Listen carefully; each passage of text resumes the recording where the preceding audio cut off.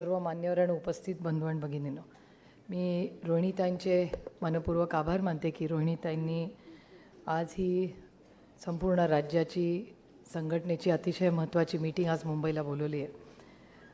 आणि आज राज्यात जे चित्र आहे राजकीय आणि सामाजिक याच्यावर एक सविस्तर चर्चा सकाळपासून आपल्या तुमच्याही भाषणांमधून आली, व्यासपीठावरच्याही भाषणांमधून आली. आणि राष्ट्रवादी काँग्रेस पक्षाचं पुढच्या 1 वर्षाचं धोरण काय असेल, कारण 2 महत्त्वाची इलेक्शन्स आज येत आहेत. 4-5 महिन्यावर लोकसभेचं इलेक्शन आहे आणि 10-11 महिन्यांनी विधानसभेचं इलेक्शन आहे. त्याच्यामुळे पुढचे 12 महिने हे आपण इलेक्शन मोडमध्ये असणार आहे. आणि त्याच्यामुळे त्याची तयारी, संघटना, त्याची बांधणी या सगळ्याची एक सविस्तर चर्चा आणि दिशा काय असेल आपली किंवा पुढच्या वर्षभरात काय कामाची अपेक्षा आहे हे खरं तर आपल्याला ह्या मीटिंगमधून मलाही अपेक्षित होतं की आदरणीय पवारसाहेब आणि जयंतरावांनी आणि रोहिणीताईंनी आपल्याला पुढच्या वर्षभरात आपण सगळ्यांनी काय काम करायचं आहे याची एक दिशा आपल्याला द्यावी, हा ह्या मीटिंगच्या मागचा विचार होता. आज इथे उभी असताना महाराष्ट्राची परिस्थिती जी माननीय देशमुख साहेब आणि राजेश भैयांनी मांडली ही अतिशय गंभीर आहे. मी जेव्हा दिल्लीत काम करते तेव्हा दिल्लीवरनं खरं तर आम्ही महाराष्ट्र म्हणून बघतो, राज्यांचा डेटा सगळा आमच्याकडून येतो. हे दुर्दैव आहे की एक काळ असा होता की महाराष्ट्राचे मुख्यमंत्री दिल्लीत आले म्हणजे राजकीय भूकंप होणार अशी एक भीती सगळ्यांना वाटायची. आणि महाराष्ट्राचे मुख्यमंत्री आले हे दिल्लीमध्ये ही एक मोठी बातमी असायची की महाराष्ट्राचे मुख्यमंत्री दिल्लीला का आलेत तर काय धोरणात्मक निर्णय होणार. आता दुर्दैव आहे की महाराष्ट्राचे माननीय मुख्यमंत्री हे पालकमंत्री ठरवण्यासाठी दिल्लीला जातात, कुठलं मोठं धोरण घ्यायला जात नाही. आणि मी टीका म्हणून करत नाही, कारण का अनेक राज्यांचे मुख्यमंत्री दिल्लीला येतात आणि सगळ्या राज्यांचा डेटा आमच्याकडे येतो. कुठल्या राज्यात काय चाललं, इन्व्हेस्टमेंट्स किती आल्या आहेत, महिलांची परिस्थिती काय आहे, सामाजिक परिस्थिती काय आहे. आणि आज दुर्दैवाने इन्फ्रास्ट्रक्चरच्या बाबतीत देश पुढे असेल पण नुसतं इन्फ्रास्ट्रक्चरनी माणसाच्या आयुष्यात बदल होत नाही. एक मोठा समृद्धी मार्ग झाला म्हणून मला विचाराल तर प्रॉफिटपेक्षा नुकसानच जास्ती झाले. कदाचित राजेश भैया लवकर जात असतील पण ज्या वेगाने तो रस्ता जातो ना तिथल्या सगळ्या जे छोटे छोटे दुकानदार होते किंवा छोट्या छोट्या गावं होती त्या सगळ्यांचं महत्त्व कमी झालेलं आहे. वेळ कदाचित कोणाचा वाचत असेल पण त्या समृद्धी मार्गाने खरंच आपल्या आयुष्यात काय मराठी माणसाच्या बदल झाला याचं उत्तर माझ्याकडे तरी आली नाही. आणि त्याचं एक ऑडिट करायचं आम्ही ठरवलेलं आहे की एवढं मोठं जेव्हा तुम्ही इन्फ्रास्ट्रक्चर करता तेव्हा त्याचा खरंच उपयोग तिथल्या स्थानिक लोकांना किती होतो. पुण्यातले खूपसे लोक आहेत, मेट्रो मेट्रो मेट्रो माझा मेट्रोला अजिबात विरोध नाही, पण जर मी त्यांच्या जागी असते तर हजारो करोड रुपये हे मेट्रोमध्ये घातले नसते, पहिले सगळ्या PMT बसेसमध्ये घातले असते, ST महामंडळ नीट केलं असतं आणि नंतर मी मेट्रो केले असते. म्हणजे रोटी सब्जी दाल चावल आधी का मोदक आधी. नागपूरचं कोणी आलं आहे का नाही मला माहिती नाही, पण देशमुख साहेबांना माहिती आहे की त्यांच्या नागपूरच्या मेट्रोमध्ये लोक वाढदिवस करतात, फॅशन शो करतात, नाही तर पत्ते खेळतात. ही नाशिकच्या मेट्रोची परिस्थिती. आणि मेट्रो ही लॉसमध्ये चाललेली आहे, ते काय प्रॉफिटमध्ये चालली नाही. तेच मेट्रोचे पैसे जर STमध्ये टाकले असते तर प्रत्येक महिला जिला 50% डिस्काउंट मिळालं ना या सरकारमधून त्याचा उपयोग तिला झाला असता. माझ्या तरी लोकसभा मतदारसंघात अनेक वेळा लोक मला सांगतात, मी महिलांना विचारते अरे किती आनंद झाला असेल तुम्हाला, आता 50% तुम्हाला डिस्काउंट दिलं. तर महिला मला सांगतात ST आली तरच आम्हाला डिस्काउंटचा उपयोग होईल, नाही तर उपयोग काय त्या STच्या डिस्काउंटचा. त्यामुळे ही जी धोरणं हे सरकार करत असतं ह्याच्यातून खरंच तुमच्या आणि माझ्या आयुष्यात फरक पडतो आहे का, तर मला विचारायला तर गेल्या 1.25 वर्षामध्ये काहीही फरक पडलेला नाही. एक विषय घेऊन घ्या. महागाई कमी झाली आहे का, तर नाही झालेली. बेरोजगारी कमी झाली आहे का, तर नाही झालेली. ह्या एक मोठी गोष्ट झालेली आहे ह्यांच्या 1 वर्षाच्या सरकारमध्ये. शाळा कमी झालेल्या आहेत आणि दारूची दुकानं वाढलेली आहेत. मला वाटतं पहिला कार्यक्रम जो तुम्ही घेतला आहे त्याच्यावर आपण चर्चा करू, जे मी प्रस्ताव माननीय जयंत पाटलांच्या समोर ठेवणार आहे की 5 कलमी कार्यक्रम राष्ट्रवादी महिला काँग्रेसनी काय घ्यावा आणि त्यांनी त्याच्यावर मार्गदर्शन करावं. पण असे अनेक प्रश्न आपल्या सगळ्यांच्या समोर एक आव्हान म्हणून आहेत. त्याचबरोबर तुमच्या ज्या मागण्या होत्या त्या एक एक मी लिहून घेते की तुमची अशी मागणी होती की मी जेव्हा राज्याच्या दौऱ्यावर जाईन तेव्हा माझ्या गाडीमध्ये जिल्हा अध्यक्ष जर बसले असतील तर त्याच्याबरोबर महिला पदाधिकाऱ्यांनाही बसले पाहिजे. ती खबरदारी मी स्वतः आज नंतर घेईन की जयंत पाटील आले की सगळे पुरुष पदाधिकारी त्यांच्या गाडीत बसतील. त्याच जिल्ह्यात मी आले की महिला पदाधिकारी माझ्या गाडीत बसतील. म्हणजे महिला अध्यक्षांना तुम्ही गाडीत बसवू शकता, माझा काही असा काही विरोध नाही त्याला. पण ते एक. दुसरं, माझा आणि रोहिणीताईंचा, माझी जयंतरावांना पण विनंती राहील की माझा आणि रोहिणीताईंचा जेव्हा जेव्हा दौरा ठरेल तेव्हा महिला, युवक, विद्यार्थी आणि फादर बॉडी या सगळ्यांना 2 आठवडे आधी कळवलं जाईल आणि तुमचंही मार्गदर्शन त्या कार्यक्रमात घेतलं जाईल आणि तुम्ही द्याल तो एक कार्यक्रम महिलांसाठी वेगळा माझ्या पण आणि अर्थातच ताईंच्याही करायला लागेल. मी बॅनरचे कधी कधी वाद बघते. माझं सगळ्या महिलांना विनंती आहे, त्या बॅनरच्या मागे लागू नका. एकतर मी तर बॅनरच्या विरोधातच आहे. कधी आपली सत्ता आली ना तर सगळ्या पक्षांना विनंती करू, नाहीतर एक ऑर्डरच काढू की इल्लीगल बॅनर या राज्यात कोणी लावायचे नाही, कुठल्याच पक्षाने लावायचे नाही. आपण नाही, कोणी नाही, कोणी नाही. काय राज्यांमध्ये आहे तशी परिस्थिती. ते उगाच बॅनर लावत बसत नाही. आपला असेल किंवा नसेल फोटोमध्ये काय फरक पडतो, बॅनरवर आपला फोटो आहे का नाही. आपलं कर्तृत्व असेल तर पक्ष तुमच्या घरी येऊन बॅनर छापून तुमचा फोटो लावेल. त्याच्यामुळे त्या बॅनरबाजी आणि ह्या छोट्यांमध्ये तुम्ही कृपा करून अडकू नका. त्याचं काही महत्त्वाचं नाही. आपण फोकस्ड काम हे केलं पाहिजे. या राज्यामध्ये 50% तुम्ही महिला आहात. महिला बिलाबद्दल माझ्या आधी कोणी बोललं नाही, त्याच्यामुळे त्याची थोडीशी मी तुम्हाला माहिती देते. महिला आरक्षण जेव्हा आदरणीय पवारसाहेबांनी आलं त्याच्यावर साहेब स्वतः बोलतील त्यांच्या भाषणामध्ये, पण त्याचे 2-3 पैलू मला तुमच्यासमोर आज मांडायचे आहेत. एक तर महिला आरक्षणाचं बिल आलं. आम्ही 5 दिवस सगळी कामं सोडून आम्हाला दिल्लीला आमंत्रित करण्यात आलं. आम्ही खूप उत्साहाने गेलो की अरे असं काय मोठं आम्हाला मिळणार आहे खासदारांना, की 5 दिवसाचं स्पेशल सेशन आलं. आम्ही खूप उत्साहाने गेलो. पहिल्या दिवशी जुन्या बिल्डिंगचं बाय बाय झाला.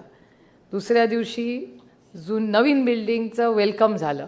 अभी तो कुछ हो ही नहीं रहा है, अभी बहुत क्लायमॅक्स हो रहा था. मग तिसऱ्या दिवशी महिला विधेयक मांडण्यात आलं. आम्ही आनंद वाटला. चांगल्या कामाला चांगलं म्हणलंच पाहिजे. जरी त्यांचे आणि आमचे वैचारिक मतभेद असतील तरी वैयक्तिक आपले कोणाचीच मतभेद नाही. आणि त्याच्यामुळे आम्ही महिला जे विधेयक होतं ते त्यांनी सुरू केलं. आणि मेघवालजी जे लॉ मिनिस्टर ऑफ इंडिया आहेत, मेघवालजींचे आणि माझे वैयक्तिक संबंध खूप चांगले आहेत.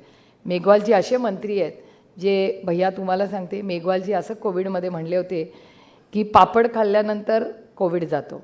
आता तुमचा अनुभव मला माहिती नाही काय आहे, पण मेघवालजी फेमस आहेत. त्याच्यामुळे देशात सगळ्यांना कळलं की मेघवालजी कोण आहेत, कारण का ते असं विधान त्यांनी इलेक्शनला केलं होतं, आपलं कोविडच्या काळात केलं होतं.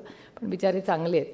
त्यांनी ते विधेयक मांडलं. आम्ही सगळ्यांनी त्यांना दादी दिली. आणि आता नवीन कम्प्युटर काढले. आमच्यासमोर कम्प्युटर असतात पार्लमेंटमध्ये नवीन. आणि माझ्या शेजारी माझे दुसऱ्या भागात तिथे मनीष तिवारी बसले होते आणि त्यांचा कम्प्युटर सुरू झाला आणि आमचे अजून सुरू झाले नव्हते, कारण का ते स्लो चाललं होतं सगळं. आणि ते मोठ्याने हसायला लागले जेव्हा आम्ही टाळ्या वाजवत होते. तर आम्ही म्हटलं, मनीष हंस क्या रे यार, अच्छा विधेयक है, इसे तुम इधर आओ, ये और एक जुमला है. म्हणजे कैसे जुमला है, ये तो महिलाओं का विधेयक है, इसे तुम देख लो. आणि जेव्हा आम्ही ते बघितलं तेव्हा आमच्या लक्षात आलं की क्लॉज 3मध्ये असं लिहिलेलं आहे की महिला आरक्षण होणार आहे, पण कधी होणार आहे ते डिलिमिटेशन झाल्यावर. ह्या देशामध्ये नवीन मतदारसंघाचं डिलिमिटेशन हे 2027मध्ये होणार आहे. आणि जनगणना झाल्याशिवाय पहिली जनगणना होईल, त्याच्यानंतर डिलिमिटेशन होईल, त्याच्यानंतर विधेयक होईल. म्हणजे तुम्हाला तुमचं नाव लिहिलं आहे, चेकवर सही केलेली आहे, त्याच्यावर अमाऊंट घातलेला आहे, पण त्याच्यावर तारीख लिहिलेली नाही आहे. त्याच्यामुळे हे सगळं जे महिला विधेयक आहे हा एक मोठा जुमला आहे. त्याच्यामुळे मला असं वाटतं की 5 दिवस आम्हाला जो बोलून खटाटोप केला त्याचा अगदी देशाचा पण वेळ, एक दिवस पार्लमेंट चालवायला 5 कोटी रुपये लागतात. 25 कोटी रुपये त्यांची हाऊस म्हणून जुमलेबाजीसाठी भारतीय जनता पक्षाने वाया घालवले आहेत. आणि मी या गोष्टीचा जाहीर निषेध करते. महाराष्ट्राने त्याची अंमलबजावणी 1 वर्षाच्या आत केली होती. ह्यांना अंमलबजावणी करायला 10 वर्ष लागणार आहेत. त्याच्यामुळे महिला आरक्षण ना विधानसभेत मिळणार आहे ना लोकसभेला मिळणार आहे. 2024मध्ये आपल्या पदरात काही पडणार नाही आहे.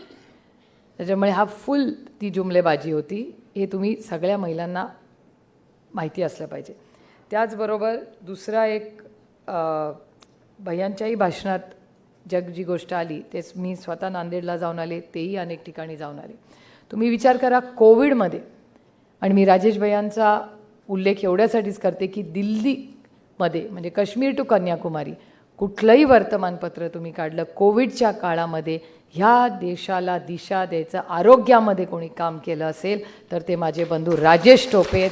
हे उभ्या महाराष्ट्राने देशाने पाहिलेलं आहे. आणि सगळ्यात मोठी गोष्ट की त्यांच्या आई ICUमध्ये होत्या. आई ICUमध्ये असली तरी राजेश भैया एक दिवस घरी थांबले नाही. कोविड ते आणि अनिल देशमुख साहेब याची जोडी होती. ते होम मिनिस्टर होते आणि हे आरोग्यमंत्री होते. जेव्हा मास्क कसं आपल्याला कोविड होतं हे कुणालाही काही माहिती नव्हतं. सगळे लॉकडाऊनमध्ये बसले होते. पण सगळ्या मंत्रिमंडळात सगळ्यात जास्ती त्या काळात दौरे कोणी केले असतील तर ते देशमुख साहेब आणि राजेश टोपेंनी आहे. हे त्यांचं सगळं काम उभ्या महाराष्ट्राने पाहिलेलं आहे. आणि त्यांना काय मिळालं? राजेश टोपेंना तुम्हाला माहिती आहे की त्यानंतर आता नांदेडला ते गेले, औरंगाबादला गेले आणि त्यांनी सांगितलेली गोष्ट खरी आहे की दोन्ही ठिकाणी हलगर्जीपणामुळे ते गेलेले. त्याच्यामुळे नांदेड, ठाणे, नागपूर आणि संभाजीनगर या चारही ठिकाणी ज्या गोष्टी झालेल्या आहेत हे ह्या खोके ट्रिपल इंजिन सरकारनी या लोकांची हत्या केलेली आहे. हा माझा या सरकारवर आरोप आहे. त्या आईचं दुःख हे काय नवीन काल केलं, ताई म्हणत होत्या मगाशी विद्याताई, लेक लाडकी नावाची तुम्ही स्कीम केली. जेव्हा ती लेक लाडकी गरोदर होती आणि तिला मूल झालं, ते मूल झाल्यानंतर तुमची लाडकी लेक एका मुलाला जन्म देते, तिला एवढ्यासाठीच औषध तिथे मिळालं नाही. कारण का कोणीतरी प्रशासनातलं म्हणत होतं की नाही तुम्ही बातम्या बाहेर देता, तुम्हाला संधी मिळणार नाही. आणि ह्या राज्याचे मुख्यमंत्री आणि मुख्यमंत्री नंबर 1, मी त्यांना नंबर 1 का म्हणते, ते परवा एका कार्यक्रमाला गेले होते आणि त्यांची सगळी सोशल मीडियाची नंबरची टीम धावपळ करत होती. त्याच्यावर लिहिलं होतं DCM-1 DCM-1 DCM-1. म्हणजे DCM-1 कोण आहे? ते म्हटले DCM-1 म्हणजे देवेंद्र फडणवीस. म्हटलं 1 आणि 2 कोणी त्यांना सांगितलं? ते म्हटलं त्यांनीच ठरवलं आहे. म्हटलं त्यांना कोणी सांगितलं की ते 2 आहेत आणि हे 1 आहेत? दोघंही एकच आहे, ते DCMच आहे, त्याच्यात 1 आणि 2 कुठे आलं? ते म्हणले नाही, त्यांच्या सगळ्या टीमवर टी-शर्टवर, आणि मी हे सांगत नाही, यांना विचारा, एवढे कॅमेरे लावलेत ना, त्यांना विचारा की DCM-1 असे शर्ट घालून ते DCM-1वाले सगळीकडे फिरत होते. ते दोघांना पालकमंत्री बदलण्यासाठी दिल्ली दरबारी जायला वेळ होत्या, पण त्याच प्रायव्हेट प्लेननी नांदेडला जायला त्यांना वेळ नव्हता, जिथे ही लेक लाडकी रडत होती. आणि ती 12 अशा लाडक्या लेकींच्या या महाराष्ट्रांची मुलं 24 तासात दगावली आहेत. त्याचं उत्तर कोण देणार? ही हत्या नाही आहे? या हत्याला हे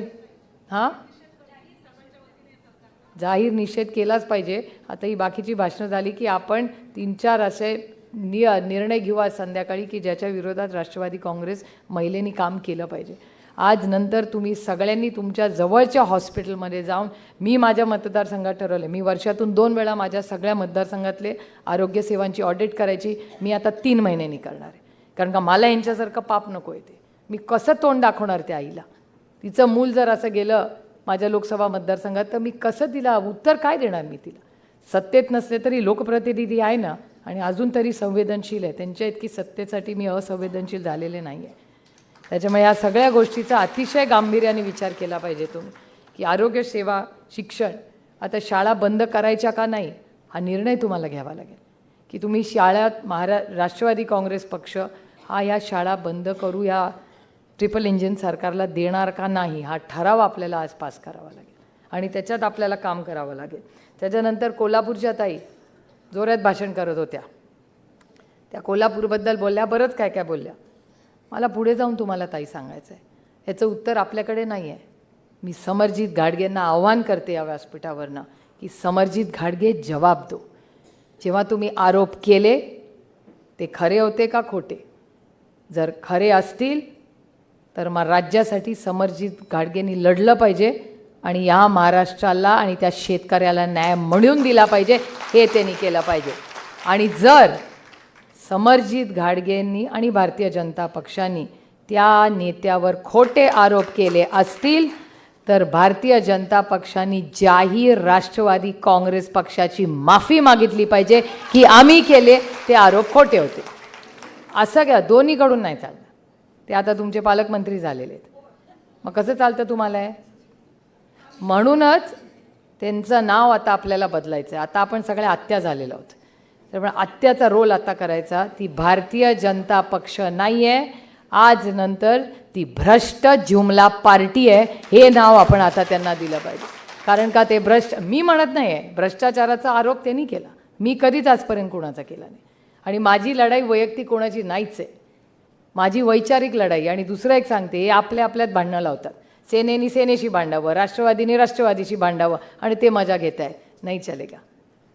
आम्ही तुमच्या या भूलभुलैयात अडकणारच नाही. माझी लढाई ही राजकीय आणि वैचारिक आहे आणि ती फक्त आणि फक्त भारतीय जनता पार्टीशी आहे. मी दुसऱ्या कोणाशीही लढणार नाही. बोलू दे त्यांना काय बोलायचं, ट्रोलिंग करायचे करा, तुमच्याकडे रिकामा वेळ आहे, माझ्याकडे नाही आहे.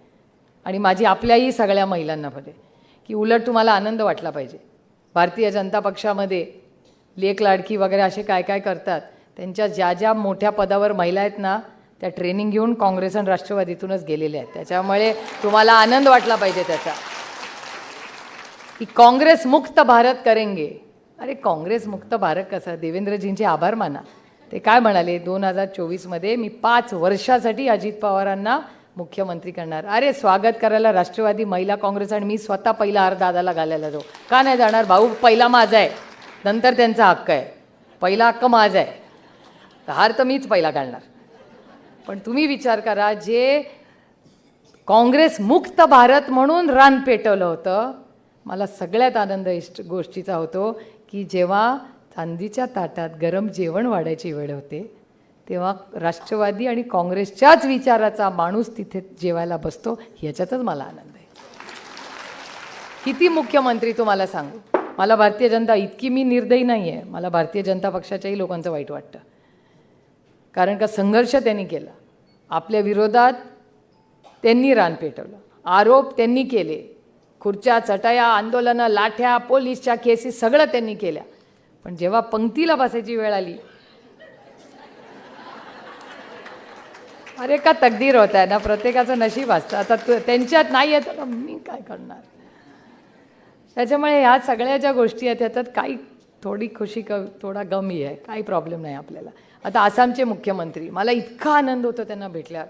ते आज सगळं ते आसाम आणि तो सगळा भाग ते कंट्रोल करतात. त्यांचं नाव हेमंत बिस्व शर्मा. हेमंत बिस्व शर्मा भेटल्यावर मी नेहमी त्यांना थम्सअप करते. लोक म्हणतात का तू एवढा त्याला एनकरेज करते? मतलब डीएनए तो ओरिजिनल अपना कांग्रेस का है ना, उधर जाके पूरा नॉर्थ ईस्ट बीजेपी के लिए बड़ा किया ठीक है, लेकिन ओरिजिनल तो अपना हे आहे. त्याच्यामुळे ते तिथे मुख्यमंत्री झाले तर आपल्याला काही दुःख नाही. त्यांच्याकडे कोणी नाहीच आहे टॅलेंट, म्हणून तर बाहेर येऊन त्यांना करावं लागतंय. नाही, that is the problem, lack of talent. त्याच्यामुळे आपलं सगळं जे टॅलेंट आणि आपला विचार जातोय तिकडे, ही चांगली गोष्ट आहे. आणि मला वाटतं हळूहळू ती बाकीची पण चव्हाणचं हेगडेवार विसरून चव्हाण साहेबांचं नाव घेतले तर ह्याच्यातच आपलं यश आहे. आता 25% सुरू केलं आहे, उरलेल्या 75नी करायचं आहे. त्याच्यामुळे आता ते हेगडेवार हळूहळू कमी होत आहेत, कारण का त्यांच्या लक्षात आलं आहे त्यांना हेगडेवारांची नावं घेऊन त्यांना मतं मिळत नाही आहेत. त्या सगळ्याच ट्रिपल इंजिन सरकार सगळ्यांबद्दलच बोलते आहे मी. त्यामुळे हळूहळू चव्हाण साहेबांचा फोटो याही सरकारमध्ये मोठा मोठा होतोय, याचा मला सार्थ अभिमान आहे आणि हेच योग्य आहे. कारण का वैचारिक लढाई आपली त्यांच्याशी आहे, त्यांच्याशी हळूहळू त्यांना आपल्याला ह्याच्यात लक्ष घालून कामाला लागावं लागेल. एक कार्यक्रम आपल्याला घ्यायचा आहे जो मी जयंतरावांच्या समोर आज प्रस्ताव ठेवते, त्याचा सेवा, सन्मान आणि स्वाभिमान. सेवा करायची मायबाप जनतेची, स्वाभिमान हा महाराष्ट्राचा आणि सन्मान महिलेचा आणि शेतकऱ्याचा. त्याच्यामुळे सेवा, सन्मान आणि स्वाभिमान हा एक कार्यक्रम घेऊन महाराष्ट्रामध्ये आपण सगळ्यांनी जाऊया. चांगली कामं तुम्ही करतात, सेवा ही केलीच पाहिजे, सन्मान हा शेतकऱ्याचा केलाच पाहिजे. तुम्ही बघताय शेतकऱ्याची काय परिस्थिती आहे. मी आत्ताच वर्धा आणि त्या सगळ्या भागात देशमुख साहेबांच्याच नेतृत्वाखाली आम्ही तिथे सगळा दौरा केला. तिथे सोयाबीनची काय परिस्थिती आहे, दुधाची काय परिस्थिती आहे, टमाटा, कांदा तुम्ही बघताय काय परिस्थिती आहे. तर ती एक मोठी लढाई आपल्याला लढायची आहे. त्याचबरोबर आपल्याला नोकरीचा GR राष्ट्रवादी काँग्रेस पक्षाची जेव्हा सत्ता येईल, जयंतराव देशमुख साहेब आणि राजेश भैया, आपण सगळ्या ते मंत्रिमंडळात असाल, आमची सगळ्यांची महिलांची एकच विनंती आहे की रोहिणीताईंच्या जळगावचा तो जो GR आहे ना, पहिला निर्णय तुमच्या सरकारने घेतलाच पाहिजे की त्या GRची होळी करा आणि आज नंतर या राज्यातला कुठलाही सरकारी परीक्षा देऊन गेलेला जो मुलगा किंवा मुलगी असेल तिला परमनंटच नोकरी मिळेल, कोणालाही मिळणार नाही आहे. आणि एक गोष्ट लक्षात ठेवा, आपल्याला का पाहिजे परमनंट नोकरी? कारण का कॉन्ट्रॅक्टवर आरक्षण मिळतं का? कॉन्ट्रॅक्टमध्ये आरक्षण मिळत नाही. त्याच्यामुळे कॉन्ट्रॅक्टच्या नोकऱ्या वाढून आरक्षण बंद करायचं पाप हे भारतीय जनता पक्ष करते. कारण का आरक्षण मिळणार नाही कॉन्ट्रॅक्टमध्ये, मग आरक्षण पण मिळणार नाही, परमनंट नोकरी मिळणार नाही, मग उपयोग काय या सरकारचा? या अतिशय गांभीर्याने या गोष्टीचा विचार करा. त्याचबरोबर शाळा, ज्या शाळा हे सरकार बंद करेल, आपण आल्यानंतर ती प्रत्येक शाळा उघडली पाहिजे. भारतरत्न डॉक्टर बाबासाहेब आंबेडकरांनी संविधानात आपल्याला अधिकार दिला आहे प्रत्येक मुलाला आणि मुलीला शिक्षणाचा. शाळा बंद होणार नाही. शाळा बंद, दारूची दुकानं वाढणार. नो, आपल्या राज्यामध्ये शाळा वाढणार आणि दारूची दुकानं कमी होणार, हे आपला निर्णय असणार आहे. नंतर आरोग्यसेवा, राजेश भैयांनी एक कमिटी स्थापन करावी आणि राजेश भैयांनी पुढच्या वर्षभरात एक मॉडेल आरोग्य सेवा ही या राज्यात कशी असावी हे राजेश भैयांनी महाराष्ट्राला दाखवून द्यावा. देशात सगळ्यात चांगलं मॉडेल हे महाराष्ट्राचं असलं पाहिजे. त्याच्यासाठी जे काय करावं लागेल, माझी आपल्या सगळ्यांच्या वतीने राजेश भैयांना विनंती आहे, ते त्याच्यातले तज्ज्ञ आहेत. कारण का कोविडमध्ये ज्याचा नंबर पहिला आला तो नॉर्मलमध्ये तर सुपरफास्टच येईल. त्यामुळे भैयांनी ही कृपा करून ह्या जबाबदारी ह्या शेतीची घ्यावी. दुसरं की महिला सुरक्षितता विषय अतिशय गांभीर्याने आपण घेतला पाहिजे. आपल्याला आता तुम्ही विचाराल कसं हे करणार? जेव्हा कैलासवासी माझे बंधू RR पाटील राज्याचे उपमुख्यमंत्री आणि होम मिनिस्टर होते, तेव्हा तुम्हाला भीती वाटायची का? होता की नाही सक्षम गृहमंत्री या राज्यात? मग तसाच गृहमंत्री आता पुन्हा होईल आणि ह्या राज्यातली प्रत्येक महिला जेव्हा केव्हा तिची मुलगी घरी बाहेर जाईल, त्या आईला कधीही चिंता वाटणार नाही की माझी मुलगी घरी किती वाजता येईल आणि काय येईल. त्यामुळे गृह मंत्रालय आणि त्याचं काम आणि महिला सुरक्षितता, देशमुख साहेबांनी याच्यात खूप चांगलं काम केलेलं आहे. तर माझी देशमुख साहेबांना विनंती आहे. कोणी? मग देशमुख साहेबांनी काय संपली होती? गुंडागर्दी. पण आता तर Nagpur crime capital of Maharashtra झालं आहे पुन्हा एकदा. तो तुमचा गृह मंत्रालयाचा प्रॉब्लेम आहे. ते जेव्हा गृहमंत्री होतात ना, तेव्हा तुमच्या नागपूरमध्ये क्राईम वाढतो. आता मी म्हणत नाही, डेटा म्हणतोय ना, तर परत माझ्यावर आरोप कराल. डेटा म्हणतोय तसं. त्याच्यामुळे ती जर तुम्हाला मान्य असेल तर आपण देशमुख साहेबांना विनंती करू की तुम्ही एक मोठा प्लॅन करा की ह्या राज्यातली प्रत्येक महिला सुरक्षित कशी राहील ह्याच्यासाठी त्यांनी आपल्याला मार्गदर्शन करावं. आणि एकल महिलांबद्दल जेव्हा आपलं राज्य येईल, ह्या राज्यातली जी महिला एकल आहे, मग ती कदाचित विधवा असू शकेल, ती इतर काही असू, ती काय असेल, जी महिला एकल असेल तिच्यासाठी एक पॉलिसी केली जाईल, तिला आधार दिला जाईल. इथे निर्मलाताई व्यासपीठावर बसलेल्या आहेत, त्यांनी ऑलरेडी त्याच्यावर एक पॉलिसी तयार केलेली आहे. आपल्याकडे एकल महिलांसाठी पहिली पॉलिसी करणारं राज्य हे आपला महाराष्ट्र असेल आणि कुठलीही महिला त्याच्यानंतर स्वतःला मी एकटी आहे असं म्हणणार नाही. त्याच्यासाठी यंत्रणा उभी करू. त्याचा सगळा प्रोजेक्ट निर्मलाताईंकडे तयार आहे, त्याची फक्त अंमलबजावणी करणं गरजेचं आहे. आणि प्रत्येक जिल्ह्यात नाही, प्रत्येक तालुक्यामध्ये तुमच्या हक्काचं बचत गटासाठी मार्केटिंगसाठी एक यंत्रणा उभी राहील. त्याच्यात तुमचा ठरलेला दिवस असेल, वार असेल, तिथे तुमच्या हक्काचं दुकान असेल. त्या दुकानाचं पहिलं वर्ष आम्ही भाडं भरणार नाही, पण एक व्यवसाय म्हणून आपण बघूया. आणि जर वर्षभरात स्वतःच्या पायावर उभं राहिलो तर सरकारला आपण भाडं देऊ, पण आम्हाला तो गाळा द्या. आम्ही स्वाभिमानी महिला आहोत, आम्हाला कोणाचं काय फिकट नको. आम्ही पैसे कमवू आणि सरकारलाही मदत करू. पण ह्या सगळ्या असे अनेक धोरणं हा कार्यक्रम आपल्याला करायचा आहे. आपण राजकारणात फक्त त्यांचा टीका करण्यासाठी आलेलो नाही आहे. आपण काय लोकांना देणार ह्याच्यात आपल्यामध्ये क्लॅरिटी असली पाहिजे. त्याच्यामुळे आपण एक कार्यक्रम ठरवूया आणि तो कार्यक्रम घेऊन सर्वसामान्य मायबाप जनतेच्याकडे जाऊया.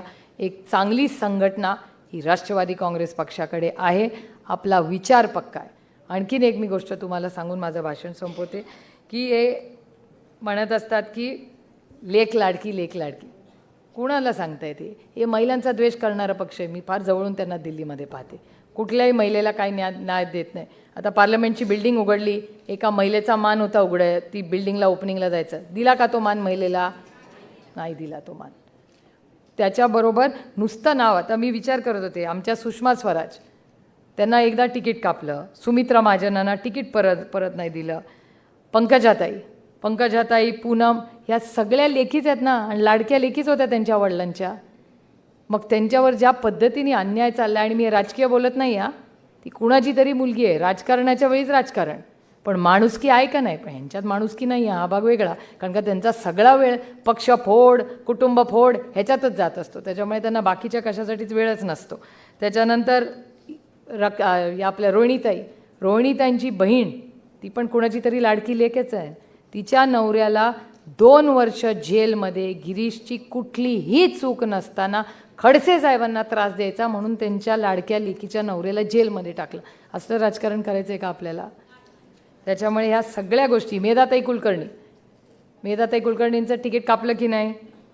त्याच्यानंतर ह्यांचाच जळगावचं, तिथे स्मिता वाघ नावाच्या एक महिला होत्या, त्यांना तिकीट दिलं होतं, ते कापून मला वाटतं त्या उमेश पाटलांना दिलं. करेक्ट? आणि उमेश पाटलांवर आता अट्रॉसिटी झाली आहे, माहिती आहे ना, त्या डीनला काहीतरी जाऊन करायला लावला उद्योग. हे असलं जे घाणेरडं राजकारण आहे ना, हे राजकारण आपल्याला बदलायचं आहे. आणि सुसंस्कृत महाराष्ट्राचं, तुम्ही चव्हाण साहेबांच्या नावाच्या वास्तूमध्ये बसलेला इतका सुसंस्कृत नेता या देशामध्ये नाही, जसे संस्कार आज आपल्याला चव्हाण साहेबांचे आहेत. त्यांचं नाव घेऊन आपण राजकारण करतो. त्या चव्हाण साहेबांनी नेहमी सुसंस्कृतच राजकारण केलं आणि कधीही सुडाचं राजकारण केलं नाही. आदरणीय पवारसाहेब माझे वडील म्हणून नाही, पण इतक्या लोकांनी त्यांच्यावर टीका केली आणि आजही करतात, पण ते कधीच काही बोलत नाहीत. मी त्यांना म्हणते कधीतरी, उत्तर द्या. Silence has a big power. हे आपल्याला पण शिकायचं आहे. गप्प बसण्यात एक खूप मोठी ताकद असते. पण एकच आहे, ते इतकं कमी बोलतात, मग आपल्याला बोलायला लागतं. नाही तर ह्यांचं कसं चॅनल चालणार? कारण का मग सगळे चॅनलवाले हेच बोलणार, पवारसाहेब गप्प बसणार, मग स्टोरी कशी पुढे जाणार? त्याच्यामुळे जितेंद्र आव्हाड, आम्ही थोडं बोलत असतो मधून अधून. जयंतराव थोडं बोलतात, देशमुख साहेब थोडं बोलतात, भैया इतकं बोलत नाहीत ना. ते विषय ते आपले अकॅडमिक कसं असतं, आपले सगळ्यांचे रोल ठरलेले असतात. त्याच्यामुळे मगाशी पण ते बोलताना ते खून, हत्या वगैरे असं बोलले नाही. ते काय म्हणाले त्यांच्या स्वभावाप्रमाणे की जर अडचण होती आरोग्य खात्यात. अरे कसलं आरोग्य खातं? त्या आरोग्य खात्याच्या मंत्र्याला सांग राजीनामा दे. काय लावलं इकडे? पाहिजे की नाही राजीनामा त्या मुख्यमंत्र्यांना? मग करा पास. ते तुमच्या घरातली 12 मुलं गेली असती ना, मग आठवलं असतं. दुसऱ्याची जातात म्हणून यांना काय? या गरीबाला काय किंमत नाही या राज्यामध्ये? तुमच्या राज्यात नसेल, पण आमच्या राज्यात केंद्रबिंदू हा तो शेवटचा गरीब माणूस असेल. हे मोठे नसतील. आणि आत्ता जे आम्हाला सुनवतात ना गोष्टी, ते गटतटवाले, त्यांना मला एक गोष्ट सांगायची आहे. खरं मी नाव घेणार नव्हते, पण ते असं उगाच काहीतरी बोलत असतात म्हणून सांगते की त्यांनी महिलांच्या बाबतीत बोलू नये. म्हणजे भारतीय जनता पक्षाने बोलूच नाही, आणि त्यांचे चिंटू मिंटूंनी पण कोणी बोलू नये. कारण का ते आमच्यावर जेव्हा टीका करतात, पण त्यांना महिलांबद्दल किती प्रेम आहे याचं उदाहरण मी तुम्हाला सांगते. जेव्हा महिला विधेयक पास होत होतं ना, ह्या राज्यातले जे पक्ष आहे ना, ट्रिपल इंजिन सरकार, या ट्रिपल इंजिन सरकारचा एक महत्त्वाचा घटक आहे, त्याचे ते स्वतःला अध्यक्ष म्हणतात. त्या अध्यक्षांनी मतदानाच्या वेळीस ते महिला मतदानाला हजर नव्हते. ते एका मोठ्या बिझनेसमॅनच्या घरी आरतीला गेले होते मुंबईमध्ये येऊन, पण महिला विधेयकाला हजर नव्हते. तुम्हाला असा पक्षाचा अध्यक्ष पाहिजे का असा पक्षाचा अध्यक्ष पाहिजे? हा निर्णय महाराष्ट्राने घ्यायचा आहे. आणि हा महाराष्ट्राचा निर्णय मी खरंच सांगते तुम्हाला. जेव्हा मी बघितलं, मला माहिती पण नव्हतं, मी कशाला मागे वळून बघते कोण मागे बसलंय. कारण का मला विधेयक पास करायचं होतं, आणि विधेयक पास करताना मला मग कळत होतं हे जुमलेबाजी आहे. आम्ही सगळ्यांनी भाषणं केली, आणि भारतीय जनता पक्षातले पुरुष, माझी मैत्रीण कन्नीमोळी माझ्या शेजारी बसली होती, तिचं भाषण सुरू व्हायच्या आधीच हल्ला. अरे हे काय महिला विधेयकावर आम्ही बोलतोय, आम्ही तुमच्या बरोबरीने निवडून येतो, आम्ही काय महिला खासदार म्हणून नाही आलो, खासदार म्हणून आलेलो आहे, स्वतःच्या कर्तृत्वाने निवडून येतो आम्ही. उगाच या पुरुषांनी आम्हाला दाखवू नये त्यांचे डोळे. आणि त्यांना शिव्या येतात म्हणून आम्ही घाबरणार नाही. Not at all. आम्ही सुसंस्कृत महिला आहोत. आणि ते उभं राहून कटकट करायला लागल्यात. म्हणलं डाऊन. माझी मैत्रीण बोलते बसला गप्प. नंतर केला दुवा. आता त्याच्या विरोधात चालली आहे माझी लढाई. पार्लमेंटमधून सांगितले असले लोक वागणार असतील ना तर घराच्या तिथून बाहेर जायचं, आमच्याशी असं वागायचं नाही. आणि मग म्हणायचं भारतीय माता आहे हे. आम्हाला माता बिता नको, माणूस म्हणून ट्रीट करा. आंपास झाला, आमच्या आयुष्याचं सार्थक झालं. काय उगाच आम्हाला एवढं सगळं उदो उदो करायची गरज नाही. आणि खरंच नाही, कशाला तुम्हाला ग्लोरिफिकेशन पाहिजे. चंदा मामा, चांद्रयानचं मग चंदा मामा, महिला आरक्षणाचं मग माझे नको आहे आम्हाला हे सगळं. आम्हाला फक्त माणुसकी पाहिजे, आम्हाला एक ग्लोरिफिकेशन नको आहे. आणि मी सगळ्यांना सांगते महिला खासदार म्हणलं मी महिला खासदार नाही आहे, मी खासदार आहे. पुरुषही मला मतदान करतात, महिलाही करतात आणि मी दोघांचंही काम करते. त्यामुळे ह्या माइंडसेटमधून आपण बाहेरला पाहिजे. आपलं आहे सगळ्या कसलं काही नाही. प्लीज आपण सगळ्या शिकलेले आहोत आणि तुम्ही सगळ्याजणी कर्तृत्ववान. प्रत्येक व्यक्तीमध्ये कर्तृत्व असतंच, त्याला फक्त संधी मिळायची असते. माझ्या वडिलांना विचार, इथे बसलेत, मी सगळ्यात लाजारू होते. जितेंद्र आव्हाडनी बघितलं मला, राजेश भैयांनी बघितले. माझा एक काळ असा होता की मी आईच्या पदराच्या मागे लपून बसायची. मला नमस्कार पण कोणाला करता यायचा नाही. लाजायची. माझ्या आईचा बोळा करून टाकायची मी ह्याचा, लाजून तिच्या पदराचा. आज उलटं झालंय 50 वर्षांनी. आई पदर धरते आणि म्हणते आता बस. तशीच परिस्थिती झाली. त्यामुळे प्रत्येकाच्या आयुष्यात येतो, जबाबदारी येतात, सुख दुःख आव्हानं येतात. इसी को दुनिया कहते. यश अपयश येईल नाही, पण यश तुम्ही मंत्री आहात म्हणून तोडलं जात नाही, ते तुमच्या झालेल्या संस्कारावरनं ठरवलं जातं. आज मंत्रालयात खूप मंत्री बसलेले आहेत, पण ते खोके, ट्रिपल इंजिन, गद्दार, काय काय शब्द येतात. कोणाला पाहिजे असलं मंत्रीपद. आणि जर आपण मंत्रिमंडळात असताना अशी लेकरं मरणार असतील, ते असं मंत्रिपद असताना टमाटे आणि कांदे फेकले जाणार असतील, असं मंत्रिपद असताना गरिबी वाढणार असेल, काय करायची अशी सत्ता हो. त्याच्यापेक्षा सुखी राहा आणि आपल्या स्वाभिमानाने जगा. स्वाभिमान हा खूप मोठा असतो. आणि एक लक्षात ठेवा, तुम्ही ज्या वास्तू आणि संस्कारात बसलेला आहात ना, हे चव्हाण साहेबांच्या नावाची वास्तू आहे. जेव्हा जेव्हा हिमालयाला गरज पडली तेव्हा ह्या महाराष्ट्राचा सह्याद्री दिल्लीला गेलेला या महाराष्ट्राने पाहिलेला आहे. तो दिल्लीसमोर झुकत नाही पालकमंत्रीपदासाठी. त्याच्यामुळे हे गोष्ट लक्षात ठेवा की हे दोन आपले DCM 1 गलत करू नका. मी DCM 1 बद्दल बोलते. DCM 1 आणि मुख्यमंत्री, पालकमंत्री. आणि मी विचारलं माझ्या वडिलांना त्याची, अरे पालकमंत्री तुम्ही कुठले पालकमंत्री होता हो? म्हणजे एकदा सोलापूरचा होतो. म्हणलं मग नंतर पुढे काय झालं? म्हणलं होतं राज्य. म्हणलं मग एवढा भाऊ कशाला त्या पालकमंत्री पदाचा? म्हणजे तुम्हाला राज्याचं मंत्री पडलं आहे, तुम्हाला एका जिल्ह्याचं काय पडली आहे? मी जर केंद्रात मंत्री झाले ना तर काय एका राज्यासाठी भांडत बसणार नाही मी. अरे पुरा देश मेरा आहे, एका राज्याने काय चाललं आहे? तर मी राज्याची मंत्री झाले तर राज्याची मंत्री होईन का एका जिल्ह्याची मंत्री होणार नाही? अरे सोच बडी करो यार, इतना छोटा मत सोचो. त्यामुळे तुम्ही पण सोच बडी करा. आता इलेक्शनला लढा जरा सगळ्यांची. आणि आता ते माझे अश्रू झाले, आता अश्रूंची झाली फुलं, आता जाऊ दे. आता आगे बढणं आहे. आणि आपली वैयक्तिक लढाई कुणाशी नाही. ते आपापल्यात भांडण लावत बसतील, आपल्याला त्यांच्याशी भांडायचं नाही. सेना भांडण नो, राष्ट्रवादी भांडण नो. झालं माझं,